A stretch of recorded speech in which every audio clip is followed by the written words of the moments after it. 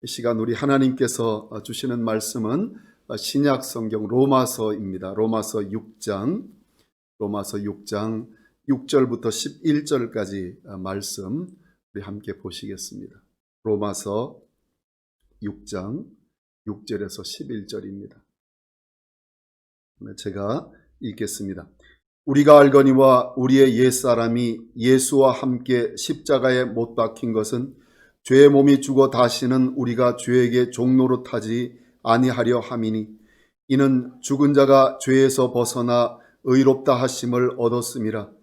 만일 우리가 그리스도와 함께 죽었으면 또한 그와 함께 살 줄을 믿노니, 이는 그리스도께서 죽은 자 가운데서 살아나셨음에 다시 죽지 아니하시고 사망이 다시 그를 주장하지 못할 줄을 알미로라. 그가 죽으심은 죄에 대하여 단번에 죽으시며 그가 살아계심은 하나님께 대하여 살아계심이니, 이와 같이 너희도 너희 자신을 죄에 대하여는 죽은 자요 그리스도 예수 안에서 하나님께 대하여는 살아있는 자로 여길지어다. 아멘.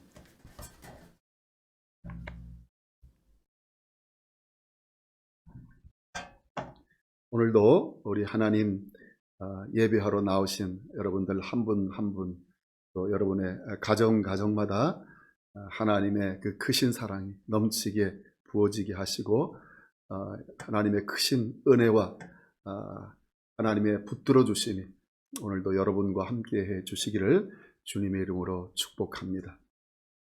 오늘은 죽은 나, 또 그리고 사는 나, 이 제목으로 하나님의 말씀을 함께 나누도록 하겠습니다. 사람에게는 자기 보존의 본능이 있습니다. 목숨을 지키고 살려고 하는 그런 본능이 있습니다. 코로나 바이러스 걸리니까 나가고 싶은 마음이 있지만 우리 집에 있습니다. 아르헨티나 사람이 참 오늘 이번 격리 방침 지키는 거 보고서 참 잘 지킨다라는 그런 생각을 했습니다. 살려고 하는 본능이 있습니다. 예수님 믿는 것도 우리 살려고 예수님 믿었습니다. 구원받으려고 예수님 믿었습니다. 영원히 살려고 예수님 믿었습니다. 예수님께서 이 땅에 오신 이유를 양에게 생명을 주시는데 더 풍성히 주시려고 하신다는 그 약속, 우리 붙들고 주님 앞에 나왔습니다. 신앙생활에 근데 첫 출발을 보게 되면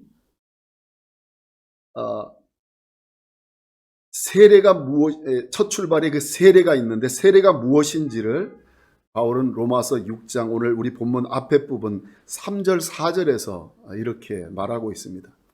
무릇 그리스도 예수와 합하여 세례를 받은 우리는 그의 죽으심과 합하여 세례를 받은 줄을 알지 못하느냐.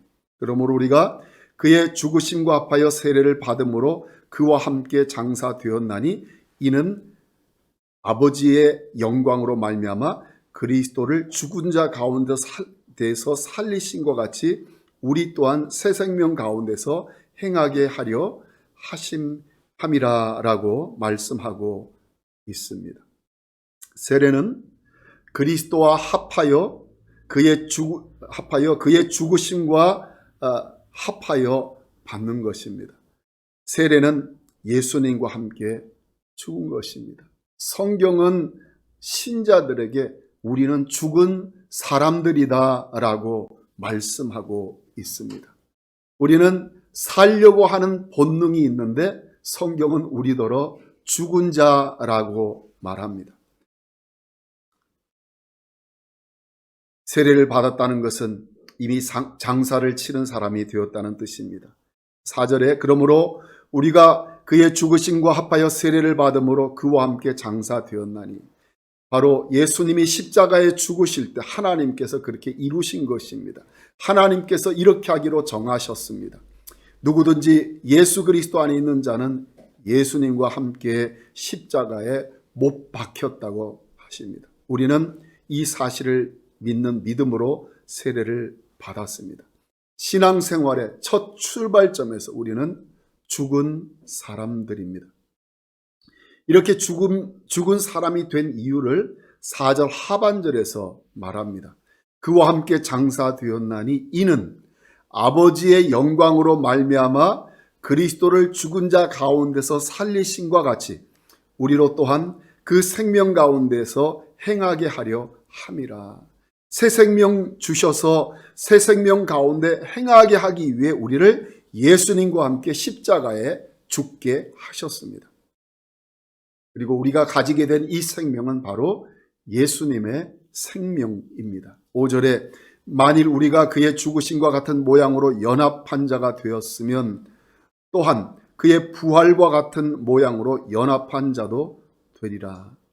우리는 예수님과 함께 연합하여 죽었고 예수님과 함께 연합하여 생명을 얻었습니다. 이것이 신앙생활의 핵심입니다. 이것이 신앙생활이 이루어지기 위해서 굉장히 중요한 가장 중심적인 키입니다. 그래서 이것을 바로 알지 못할 때, 이것을 바로 붙들지 못할 때 우리는 신앙생활에 어려움을 겪게 됩니다. 사람이 죽으면 그가 소유하고 있던 모든 것이 다른 사람에게 넘어갑니다. 자식에게 가든지 아내에게 가든지 남편에게 가든지 다른 사람에게 넘어갑니다. 죽으면 또한 그가 가지고 있던 모든 책임과 의무에서도 자유롭게 됩니다. 이것은 영적으로도 마찬가지입니다. 신앙생활을 출발하면서 우리는 죽은 자이기에 우리가 가지고 있던 권리는 더 이상 우리 것이 아닙니다. 우리는 죽었습니다. 또 신앙생활을 하게 되면 우리는 죽은 자이기에 우리가 가지고 있던 모든 옛사람의 책임, 의무, 빚에서 자유롭게 되었습니다. 우리는 죽었기 때문입니다. 이제 우리는 새 생명을 가지고 살아갑니다. 이 생명은 예수님의 생명입니다. 바울은 그래서 갈라디아서 2장 20절에서 내가 사는 것이 아니고 예수님이 내 안에서 사는 것이라고 했습니다. 우리는 더 이상 우리의 것이 아닙니다. 이 변화가 일어나게 하시는 분은 성령이십니다. 성령은 우리 안에 이런 객관적인 변화가 일어나게 하십니다. 그리고 신자의 성장을 위해서 계속 주관적인 변화를 일으켜 주십니다. 나는 죽었는데 아직도 살아있다고 생각하면 문제가 생깁니다. 이 의식적인 변화, 이 주관적인 변화도 성령이 이루어 주십니다. 이런 변화가 일어나 신자와 그렇지 않은 신자에서 차이가 있게 되는 것입니다. 그래서 오늘 예수 그리스도와 함께 하는 그 죽음, 또 예수 그리스도와 함께하는 이 생명, 이것에 대해서 우리가 생각해 보는데 이것이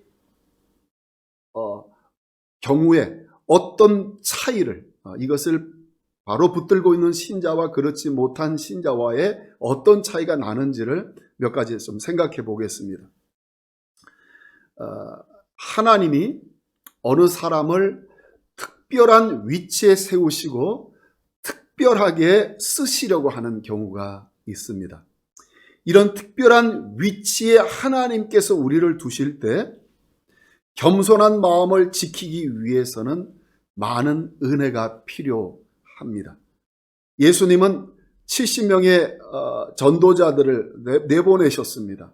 그들이 전도하고 승리하면서 돌아왔습니다. 그들을 보았을 때 예수님의 눈에 보이는 그들에게는 교만의 싹이 돋아나려는 그런 모습이 있었던 것입니다. 전도하러 나갔는데 예수님이 하시는 것처럼 병자들이 막 낫습니다. 귀신들이 쫓겨 나가는 일이 막 일어납니다. 얼마나 흥분되어서 돌아왔겠습니까? 얼마나 자기 스스로도 놀랐겠습니까? 예수님은 누가복음 10장 20절에서 이들에게 귀신들이 너희에게 항복하는 것으로 기뻐하지 말고 너희 이름이 하늘에 기록된 것으로 기뻐하라 하시니라, 이렇게 말씀하고 있습니다.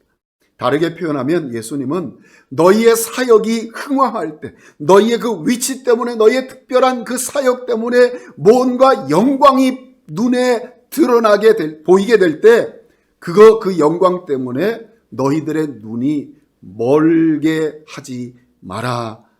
너희의 일의 성공이 너희 자신의 가치의 척도라고 생각하지 마라.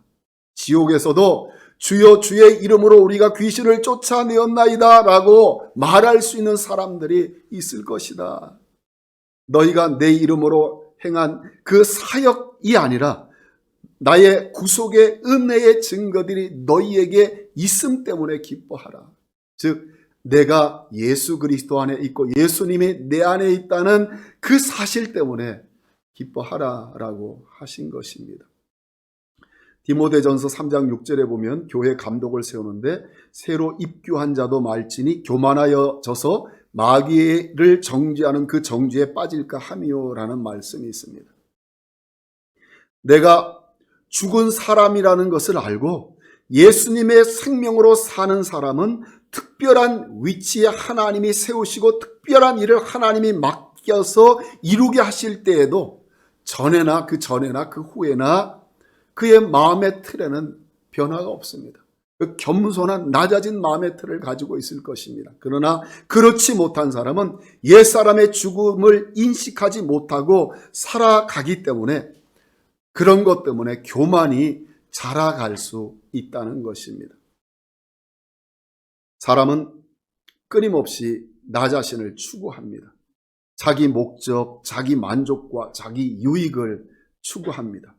우리 자신에 대한 소원이 십자가에서 다 처리되어 자신은 어떻게 되어도 상관없는 그런 사람이 되지 않았다면 자아가 죽지 않은 상태에서 하는 일은 그것을 아무리 탁월하게 해낸다 해도 자신을 점점 더 망하는 길로 가게 할 뿐입니다.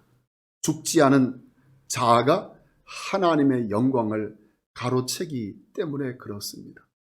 그래서 하나님이 여러분과 저를 부르셔서 하나님 나라의 일들을 맡기시고 행하게 하실 때 내가 예수 그리스도와 함께 죽었다는 사실과 나는 지금 예수 그리스도의 생명으로 살아가고 있다는 사실을 인식하고 그것을 붙들고 살아갈 때 그 신앙생활은 얼마나 아름다운 신앙생활의 모습이 되는지를 우리는 생각할 수 있고 그 반대가 될 때 오히려 그것이 우리에게 얼마나 해가 될 수 있는지를 우리는 알 수 있습니다. 또 하나님이 특별한 사랑을 경험하게 해주실 때가 있습니다. 이렇게 하나님의 특별한 사랑을 받게 되면 나타나는 자연적인 효과, 원래 정상적으로 나타나야 되는 효과는 우리가 더 겸손해지는 것입니다. 하나님의 사랑을 받으면 자아가 죽은 신자는 자신을 더 돌아보게 됩니다. 하나님의 긍휼을 입게 되면 그는 자신의 죄를 더 깊이 느끼게 됩니다. 이것이 낮아진 마음, 가난한 마음을 갖게 하고 그런 마음을 더 견고하게 만듭니다. 하나님의 사랑이 그 일이 일어나게 합니다. 그런데 옛사람의 죽음과 이 새 생명의 삶의 인식이 제대로 정리가 되어 있지 않으면 사랑을 받은 사람을, 그 받은 사랑을 육신적 영광으로 여기게 됩니다. 특별한 사랑을 받으면서 자신은 다른 신자들과 달리 하나님의 특별한 자녀라고 생각을 합니다. 마귀의 시험에 넘어가는 거죠. 그래서 원래는 겸손함이 더욱 무르익어야 할 상황에서 교만이 자라가게 되는 것입니다. 그래서 내가 죽은 사람이라는 것을 깨닫고 내가 예수님의 생명으로 살아간다는 것을 바로 붙들고 있는 것이 얼마나 중요한지를 알 수 있습니다. 또 하나님이 특별한 순종을 요구하실 때가 있습니다. 너 이 잔 마실 수 있니? 너 이것을 포기할 수 있어? 너 이거 버릴 수 있어? 너 순교할 수 있니? 이런 요구들은 우리가 신앙생활에서 반드시 경험하는 것들입니다. 그래서 우리들에게 숨겨진 두려움이 있는 것 같습니다. 세상에서 내가 이루고 싶은 꿈이 있는데 혹시 하나님이 포기하라고 하면 어떠지? 어떻게 하지? 라는 그런 두려움이 있습니다. 하나님이 내가 하고 싶지 않은 것을 하라고 하시면 어떡하지? 이런 두려움이 신자들의 마음속에 숨겨져 있는 것 같습니다. 우리가 섬기는 하나님이 좋으신 하나님이라고 고백합니다. 그런데 그 좋으신 하나님이라고 고백하면서 그 좋으신 하나님께 순종하기는 두려워합니다. 하나님이 내게 뭔가 나쁜 것을 원하시겠습니까? 그 좋으신 하나님이 나에게 떡을 달라 하는데 뱀을 주고 돌을 주고 하는 이런 일을 하나님 하시겠습니까? 독생자까지 주신 하나님이신데 하나님께서 왜 나에게 궁극적으로 해가 되는 것을 하라고 하시겠습니까? 하나님이 내게 뭘 하라고 하셨다면 그것은 틀림없이 나에게 좋은 것입니다. 그런데 왜 우리는 뭘 순종하라고 하시는지 한번 들어보고 하든지 안 하든지 결정하려는 그런 생각을 갖는 것입니까? 그런데 하나님이 순종을 요구하실 때 이렇게 피하는 것뿐만 아니라 반대로 이 상황에 기꺼이 뛰어들려고 하는 그런 경우, 그런 사람들도 있고 그런 경우들도 있습니다. 주님을 위한 희생은 신자들에게만 주신 하나님의 특권입니다. 빌립보서 1장 29절에 너희를 위하여 너희에게 은혜를 주신 것은 다만 그를 믿을 뿐 아니라 또한 그를 위하여 고난도 받게 하려 하심이라. 여러분, 주님을 위한 희생에는 아름다운 영광이 있습니다. 그런데 자아가 죽지 않은 상황에서 고난에 뛰어들 때 고난을 그리스도를 위한 것이 아니라 자신의 영광을 위한 기회로 삼을 수 있습니다. 마귀는 신자를 고난을 통해 넘어뜨리지 못하면 고난받는 것을 통해서 자기 의의를 부추기도록 그렇게 시험을 합니다. 한 그리스도인이 생명을 잃는 최고의 박해를 받았느냐 아니냐로 순교가 결정되는 것이 아니라 무엇 때문에 그 박해를 받았느냐가 순교를 결정한다는 말이 있습니다. 다르게 표현하면 목숨을 잃은 사람의 마음의 틀이 무엇이었냐에 의해서 순교인지 아닌지가 결정된다는 말입니다. 내 몸을 불사르게 내줄지라도 그리스도를 위한 고난이 아니고 그리스도를 위한 고난이라고 겸손하게 받는 마음이 아니면 자신의 명예를 위해서 명예를 목숨과 바꾼 장사꾼이 되는 것입니다. 그리스도와 함께하는 죽음과 삶에 대해 바르게 정리가 되어 있지 않기 때문입니다. 우리 하나님께서 여러분과 저에게 이 신앙의 가장 핵심지고 이 중요한 그리스도와 함께하는 죽음과 그리스도와 함께하는 이 삶의 이 생명에 대해서 올바른 깨달음을 주시고 우리가 그것을 온 마음으로 또 믿음으로 붙들 수 있도록 하나님께서 우리에게 은혜 주시기를 주님의 이름으로 축원드립니다. 그러면 어떻게 그리스도와 함께 죽고 함께 사는 삶이 가능한지를 잠깐 생각해 봅니다. 기쁜 소식은 예수님과 함께하는 죽음과 삶은 우리의 노력 때문에 만들어지는 것이 아니라 주어지는 것이고 되어지는 것이라는 사실입니다. 본문 6절에 우리가 알거니와 우리의 옛사람이 예수와 함께 십자가에 못 박힌 것은 죄의 몸이 죽어 다시는 우리가 죄에게 종로로 타지 아니하려 함이니라고 합니다. 우리의 옛사람이 예수와 함께 십자가에 못 박힌 것은 동사가 수동태로 되어 있습니다. 이 말은 내가 나를 십자가에 못 박은 것이 아니라 내가 못 박혔다는 것입니다. 하나님이 하신 일입니다.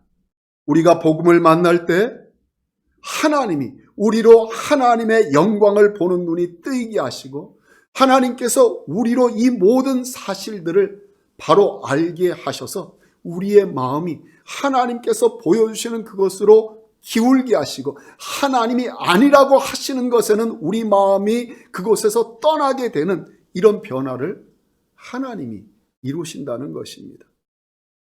하지만 우리들에게는 이런 생각이 듭니다. 나는 예수님을 믿었고 복음을 받아들였지만 내 안에 여전히 욕심도 있고 성질을 부리기도 하고 음란한 마음도 있는데 이거 어떻게 된 것이냐? 죽었는데 왜 이런 것을 나는 계속 경험하고 있는가라는 생각이 들 수 있습니다. 이런 주관적인 경험들이 우리를 혼란스럽게 합니다. 아직도 여전히 살아있는 자아를 발견합니다. 그러나 이것은 잘못된 것이 아니라 정상적인 그리스도인들이 다 겪는 것입니다. 바울도 그랬습니다.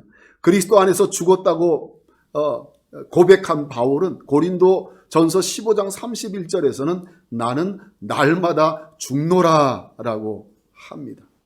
죽으면 끝난 것 같은데 바울은 왜 날마다 죽는다고 한 것입니까? 우리는 죽는다는 의미를 잘 이해할 필요가 있습니다.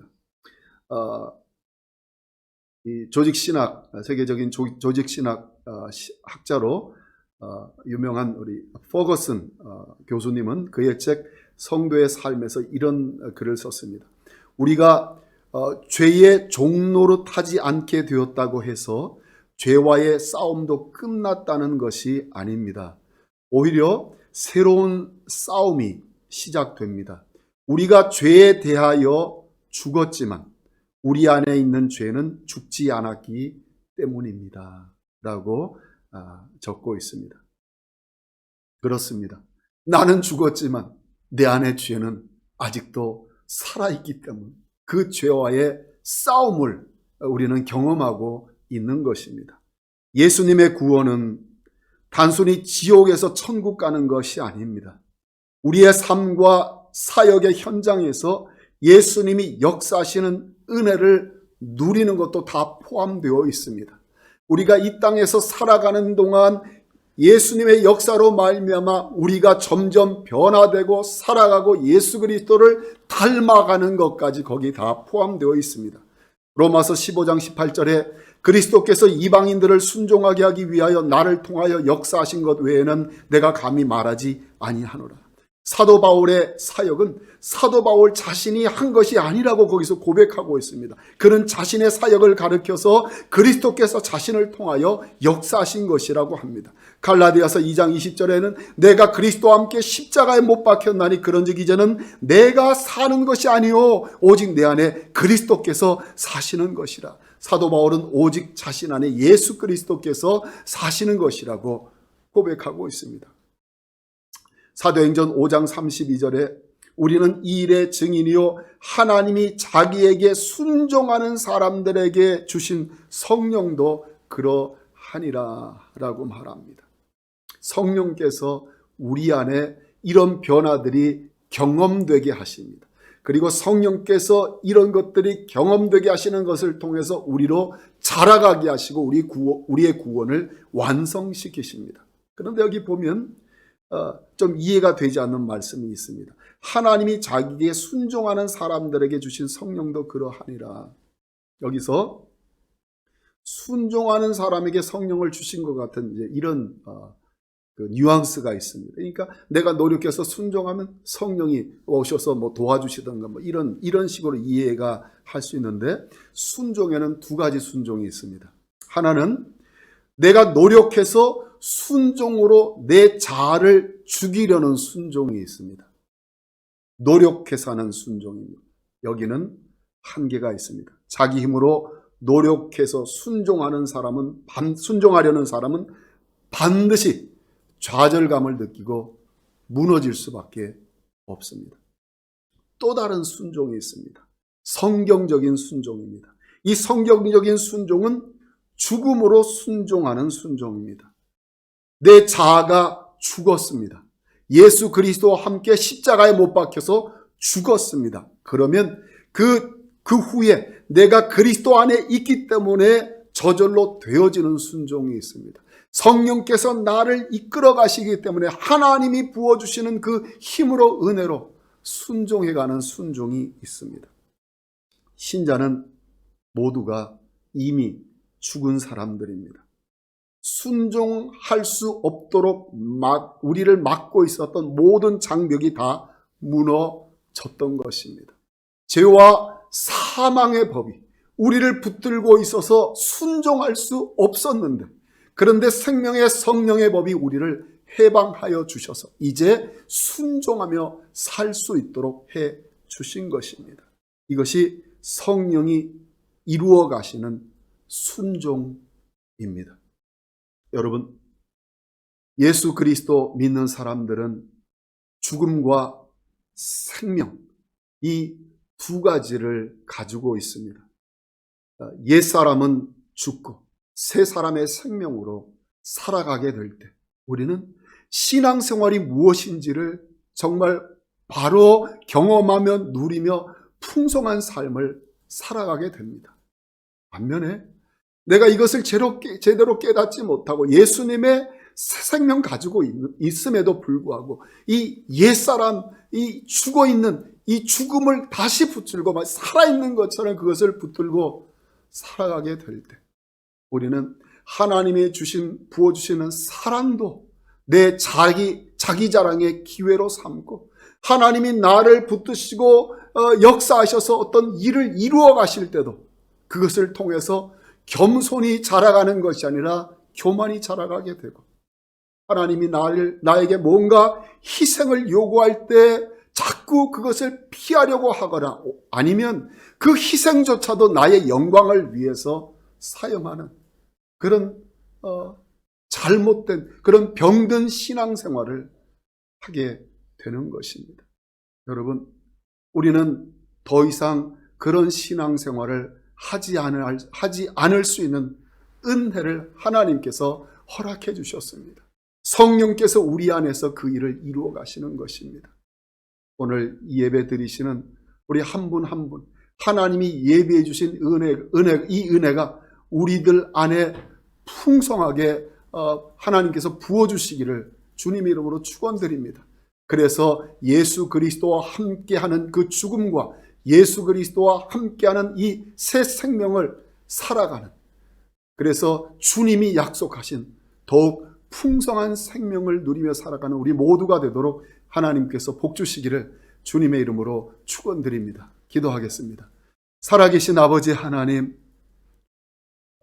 생존 본능 때문에 옛사람이 죽지 않고 나를 계속 예수 믿으면서도 옛사람을 추구하며 살아가는, 그리고 그것 때문에 신앙의 갈등 가운데 어려움을 겪는 우리들의 삶이 있었음을 고백을 합니다.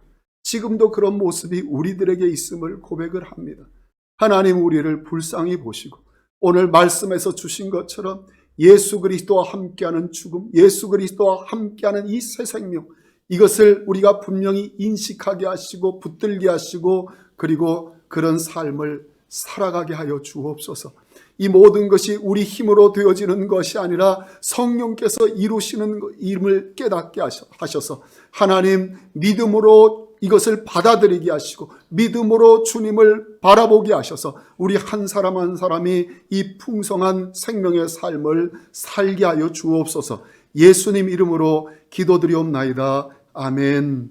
지금은 우리 구주 예수 그리스도의 은혜와 하나님 아버지의 그 크신 사랑과 성령의 감동, 감화, 교통 충만케 하시는 역사가 예수 그리스도와 함께하는 죽음과 예수 그리스도와 함께하는 이 새 생명의 삶을 바로 인식하고 그것을 붙들게 하시고 주님의 은혜 안에서 그 삶을 살아가기를 소원하시고 다짐하시는 오늘 이 예배 참석하신 우리 모든 하나님의 자녀들 위에와 그들의 생애와 가정과 일터 위에 주님의 피값 주고 사신 우리 교회 위에 이제로부터 영원토록 함께 계실지어다. 아멘.